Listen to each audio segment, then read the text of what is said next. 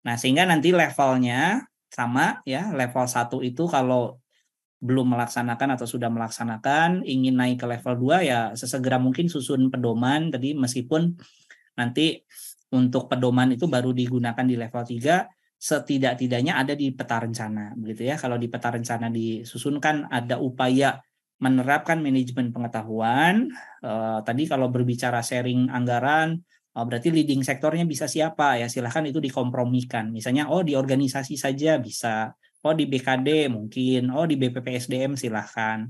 Atau di Dinas Kominfo ya monggo, itu bisa diselesaikan secara adat masing-masing istilah saya ya Bapak Ibu ya. Jadi nanti upaya untuk manajemen pengetahuan tetap penting untuk dilaksanakan agar tadi terjadi alih teknologi dari setiap orang yang sudah punya pengetahuan.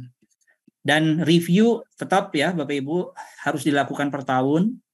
Seperti apa pemenuhan tadi 6 kompetensi area sekurang-kurangnya. Bahkan kalau saya menyarankan ditambah 1 ya, dari 6 itu ditambah 1 lagi Bapak Ibu, yaitu audit. Karena kan yang harus melaksanakan audit itu sebaik-baiknya sudah punya sertifikasi di area auditor harusnya. Nah, kalau di area auditor TIK itu di LSP ya, Lembaga Sertifikasi Profesi, sebetulnya sudah ada menggunakan basis SKKNI.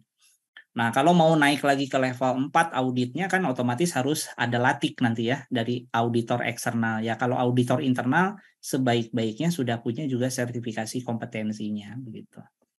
Nah, level 5 lagi-lagi perbaikan. Kalau continuous improvement sudah dilakukan berdasarkan hasil review dan evaluasi yang dilakukan, ya bisa manajemen pengetahuan ini bisa mendapatkan nilai yang 5 levelnya. Nah, ini contoh nanti manajemen pengetahuan seperti apa dilakukan dalam konteks peta rencana, ya harus ada PIC-nya tadi, dibagi-bagi saja Bapak Ibu. Dari mulai tadi manajemen risiko ada di ITKO begitu ya, manajemen data bisa jadi ada di Bapeda, di bidang statistik begitu ya. Nah, itu terbagi ya, termasuk SDM tadi pengetahuan. Nah, 2 yang terakhir di area manajemen yang perubahan, ini juga nanti akan ada peraturan Menteri Pan-RB ya, yang berhubungan dengan manajemen perubahan. Jadi yang dimaksud dengan rangkaian prosesnya, lagi-lagi dari mulai perencanaan, analisis, pengembangan, implementasi, dan pemantauan evaluasi.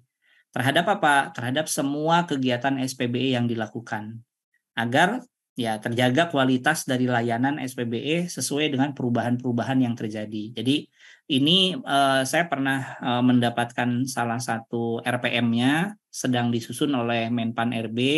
Di situ sudah menceritakan bagaimana siklus perencanaan, analisis, pengembangan, implementasi, pemantauan, dan evaluasi harus dilakukan. Nah, terhadap apa? Nah, ini muatannya cukup banyak Bapak Ibu. Kalau umumnya kita berbicara di IT saja, mungkin kalau teman-teman yang di Pusdatin atau teman-teman di Dinas Kominfo itu sangat paham dengan CMDB kalau dulu ya, Configuration Management Database. Biasanya kan kita hanya mencatat di area infrastruktur, mencatat di aplikasi perubahan change request, jadi RFC ya, Request for Change Document.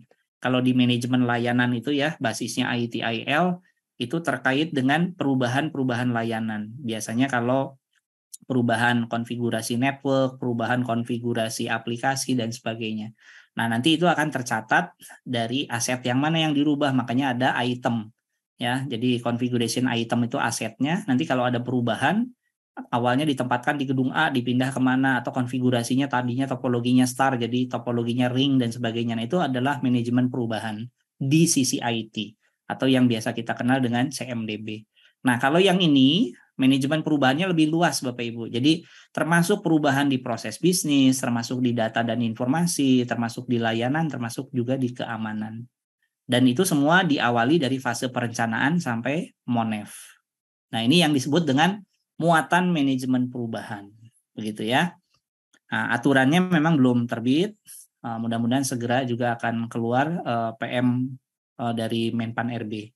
Nah, ini yang tadi saya ceritakan. Jadi kalau digambarkan skematik dari perencanaan sampai evaluasi itu adalah siklus prosesnya, yang menjadi muatan untuk dievaluasi perubahannya itu dari aplikasi, probis, data informasi, infrastruktur, layanan, dan keamanan. Jadi banyak juga, ini cukup challenging juga untuk dilaksanakan.